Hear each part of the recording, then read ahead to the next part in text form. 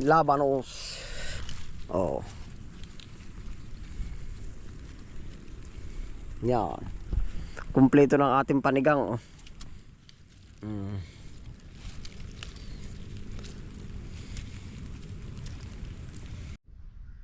Are na ho, na-harvest dun sa labak. 1, 2, 3, 4, 5, 6, 7, 8, 9, 10, 11. 12 ka baka no utoy.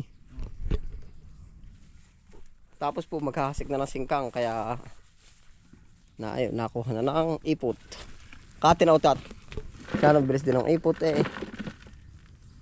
Kain po ng halaman ay. Ilan na, last bulawari ko yan, ano, ari pa. Dalawa. Tatlo pa, ano. Tatlong sako na lang, wala na dun, ano.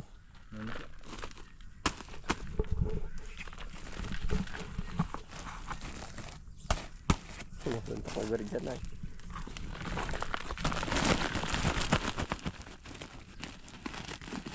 Isang timbalaan daw ba ito yung gagamitin? Isang dalalaan din yan. Yan ang bilis din po ng isang load sa truck. Dami na ba, nakailang truck na kata yung mula nung nagtuduhan. Isa. Mga tatlo na o apat. Apat na truck na. Tig 100. Ay kwentuhan nga po sa Lokban Quezon na yung malawakan. Na nakakakwentuhan natin doon mga 11 truck pang isang taniman lang. Imagine po kung gaano kakapal ang ipot nilang nagagamit. Ay tayo na ay. Apat pa ay magkakalahating taon na. Isang crops lang po yun. Ganon sila kalakas bumuhos ng ipot. Kaya po kung mapapansin niyo ang mga tracking na umaahon sa Lukbang Quezon ng ipot ay sunod-sunod. Sa mga 4-5 sa isang araw. Yung nayagyag pa ako ng Lokban. Ayun po, pasalamat po tayo at nakalusot yung ating harvestin po na singkang. Ngayon po abay sabay biglang buhos ang ulan. Mapuntahan natin na rin iba pong plat at gawa ng baka nababahaan. Puyog po. Biglang buhos. Baha ang mga plat po. Delikado rin yan. Naninilaw po pagka naano ang plat. Kahiron no.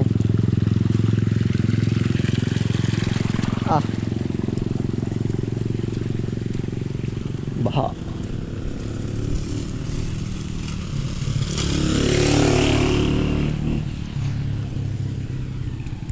Mapaliit po natin at gawa ng sobrang laki ng tubig na napasok.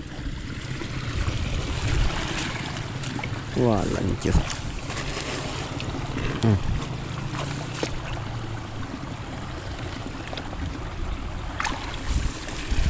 Paugtol.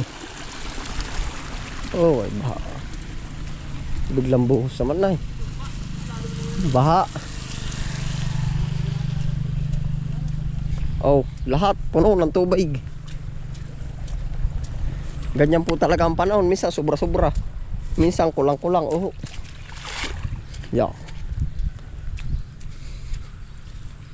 Sabay berdeng-berde po ay karbong-karbo.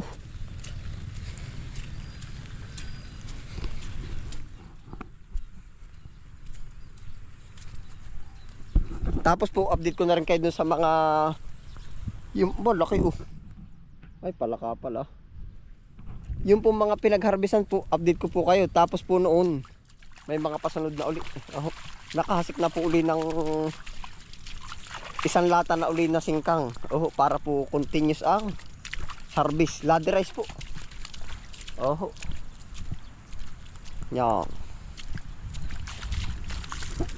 Pasyalan na rin natin ari kung tinarbaho natin kanina. Yung mga kangkungan po ating pinoproning.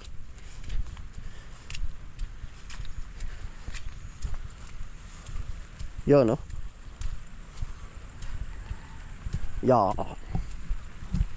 pruning ng kangkong.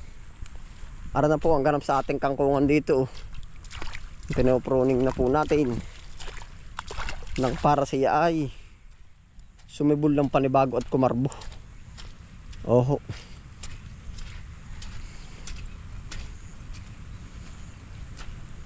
Yan.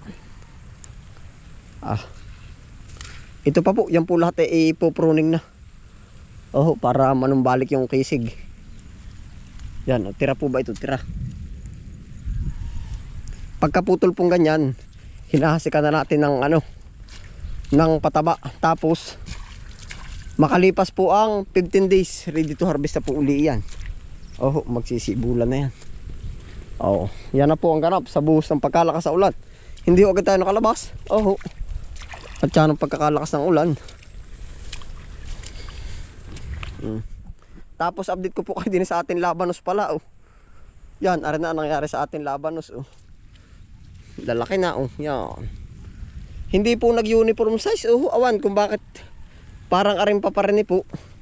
Ay, madalang siguro ang tanim. Oh po, nadalang. Oh, yan. Oh, yung kabilay makarbo ari hindi gaano, pero ayos din po naman.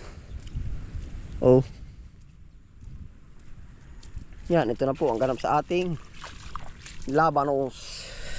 Oh, yan, kumpleto ng ating panigang. Oh.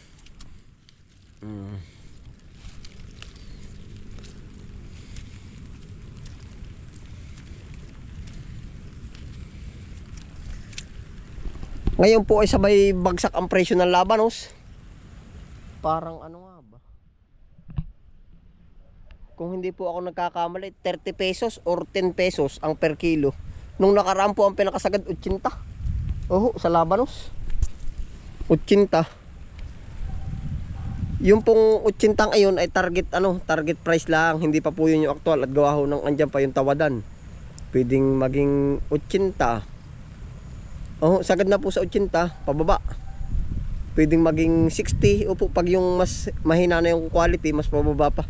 Oh, yan, target. Labanos. Yan, lakas ng pitik ng ulan ay. Oh. Nag-ano ay pasa. Napapasa ang katawan. Yan, ito bagay na bagay po dito ang labanos natin. Oh. Bagay na bagay ang labanos.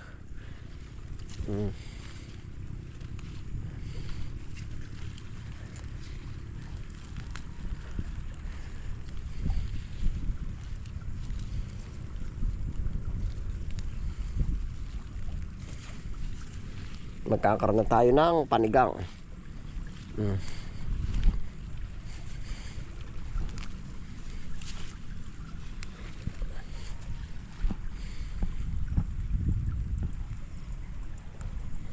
Ating kakamutan na. Para siya ay gumarbo. Tulog ang lupa po, ay tulog. Oh, yung para mga tigas man lupa. Oh, tara yan, ang bilis na po. Oh, mausi sa amin lalabas na yan. Oh, yan. Oh.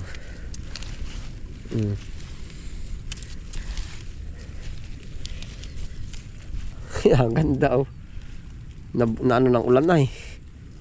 Naratingan ng ulan. Yun. Oh. Yeah. Oh. Ba't ba ito tigas? Lupa pa rin. Aring iba ay naiwan. Oh. Nagpaiwan na rin. Kaunting ari. Hindi ko nahuhuli pa. Mas lalaki ang ano nito. Mas lalaki ang laman. Oh, at gawa na siya madalang. Siguro natabunan, no? O di ka hinakot ng cultivate itong tapat na ito. Cultivate, oh. Yan, natin ko cultivate. Ay, yun nga, hinakot nga ng langgam yun, oh. Yung kita niyo po yung mga asul na yan, yun, oh. Walang yun, narito siguro ang bahay ng langgam. Apartment siguro yan. Oh.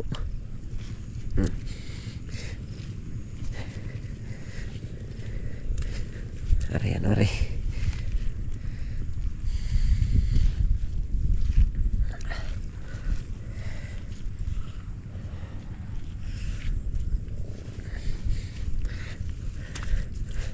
para po makapursaw.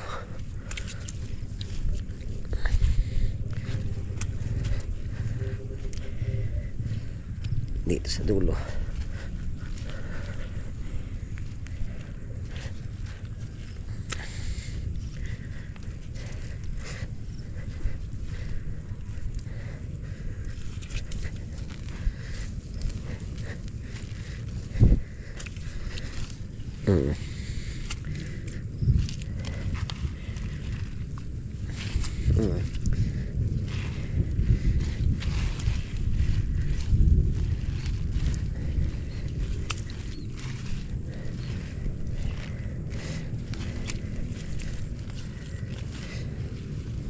Cultivate. Yari na oh.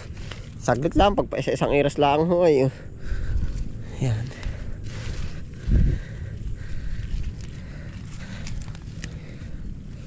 Tabi po laking gilamo.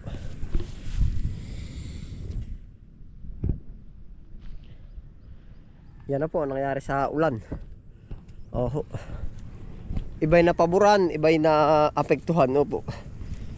Gawa na siya ay pag yung iba po nabugbog ng ulan, yari din ang dahon. Wasak.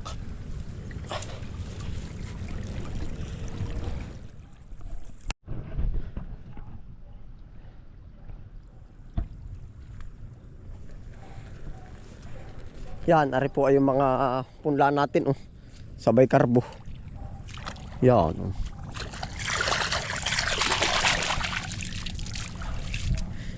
Pechay. 1 week po yan, pang ready to ano siya, panlipat na siya. Oh. 1 week. Kapal po uli oh. Good news po at medyo umaangat na ngayon ang presyo. Dagdag na sila ng 5 piso to 10 pesos per kilo sa pechay mustasa po sa panahon po ngayon. Ari po pala yung sabi ko sa inyo singkang oh. Yan. Yun na po yung hinarbisa nung Bali 12, yun. Pupuntahan din po natin. Tayo po'y gano'n na ang direksyon, opo. Minsan magulumi ay, opo. Pero dire-diretso lang po. Ito na yung mga pang ano natin. Pang pahabol uli, paladerize. Tapos meron ulit ditong bagong lagay. Bagong lagay na po ulit ito. Yan, yan parang wala pang iyan, no? Bagong lagay na uli. Pabor ang ulan. Ito oh. Yan, mga bagong lagay po ito.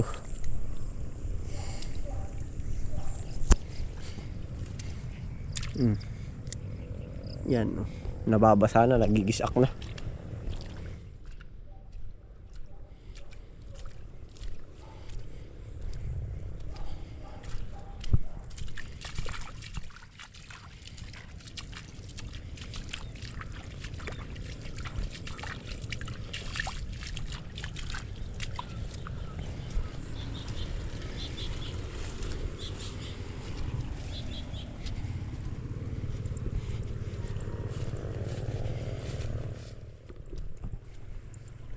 Puntahan po natin yung hinarbis na marami po nung kanina pang hindi na ulan.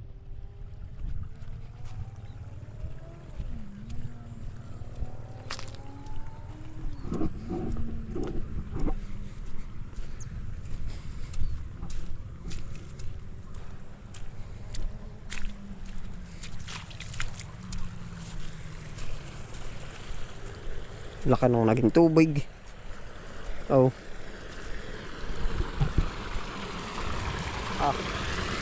Yan po yung sentrong patubig natin. Ang lakas ng dating. Yan, gala ko po kayo din oh.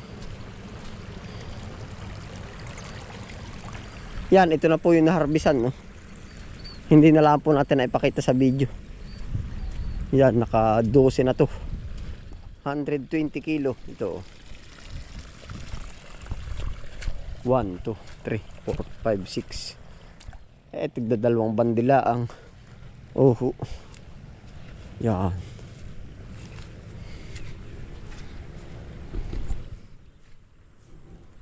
Pero karbo po naman oh. Tigda 2 bandil.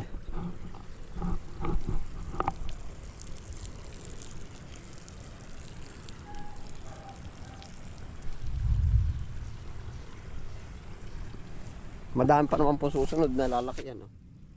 Yan, hindi isang lapit. Makakadalwa pa.